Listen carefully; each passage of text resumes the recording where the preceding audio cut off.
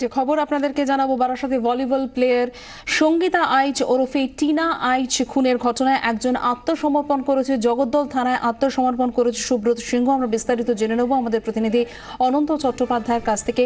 অনন্ত, অভিযুক্ত সুব্রত সিংহের বিরুদ্ধে ছিল, কি জানা যাচ্ছে? দেখো, সুব্রত সিংহ আজকে সকালবেলা তার পাড়ার কিছু লোকজন নিয়ে তাকে থানায় এই মাত্র এই ধরো 5 মিনিট আগে জগদ্দল থানায় তারা আত্মসমর্পণ করালো। এবং জগদ্দল থানায় সে আত্মসমর্পণ করার সময় আমাদেরকে যা জানায় যে তার সাথে কালকে বিকেলে ব্যাপক ঝামেলা হয়েছিল, কথা কাটাকাটি হয়েছিল, তাকে অপমান করেছিল এবং তার যে প্রেম প্রণয় ছিল সেখান থেকে সে প্রত্যাখ্যিত হচ্ছিল। তখনই সে তার সেই জেরেই তাকে এই কাণ্ড ঘটিয়েছে বলে সে জানায়। তবে এই পুলিশে এখন জগদ্দল থানায় তার যে আইসি রয়েছেন তার ঘরে তিনি রয়েছেন, যে পুলিশ এবং তাকে আইসি জিজ্ঞাসাবাদ চালাচ্ছে। এবং যার এই ঘটনার জেরে যে আইও ছিল তাকেও ডাকানো হয়েছে বারাসাত এলাকা থানা থেকে। এবং এই ঘটনায় কিন্তু যেভাবে বেপরোয়া ভাবে যিনি যেভাবে থানায় ঢুকলো, তাদের মনে হলো যে এখনো যে তার হিংসার যে ছাপ তার মধ্যে রয়েছে তার শরীরের মধ্যে। এবং পুলিশ গতকাল তাকে খোঁজার সত্ত্বেও তাকে খুঁজে পায়নি। আজ সকালে নিজেই সে জগদ্দল থানায় কিছুক্ষণ আগে 5 মিনিট আগে সে আত্মসমর্পণ করলো। পুলিশ যারা আইও টিম, ইনভেস্টিগেশন টিম রয়েছে, তাকে এই মুহূর্তে তারা জিজ্ঞাসাবাদ করছে।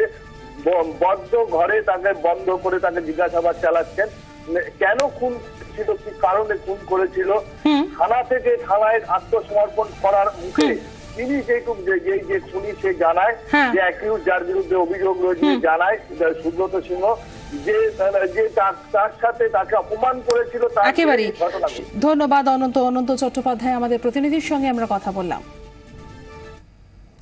আমরা পরে খবর আপনাদের জানাবো। মল্লিক বাজারে বাসের ধাক্কায় বৃদ্ধের মৃত্যু, এলাকায় উত্তেজনা রয়েছে, পুলিশ এসে গোটা পরিস্থিতি সামাল দেয়।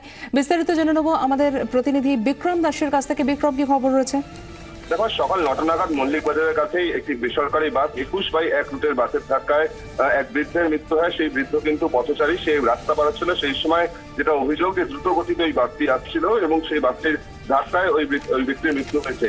এরপরেই কিন্তু ঘটনাস্থলে এলাকায় ব্যাপক উত্তেজনা ছড়ায় এবং সেই পরিস্থিতি সামাল দেওয়ার জন্য বিশাল পুলিশ বাহিনী পাঠানো হয় এবং পুলিশ সেই পরিস্থিতি সামাল দেয়। পাশাপাশি যেই ঘাতক বাসটি চালক ছিলেন তাকে কিন্তু ইতিমধ্যে আটক করা হয়েছে এবং ঘাতক বাসটিও ইতিমধ্যে আটক করেছে পুলিশ। ধন্যবাদ বিক্রম দাস, আমাদের প্রতিনিধির সঙ্গে আমরা কথা বললাম।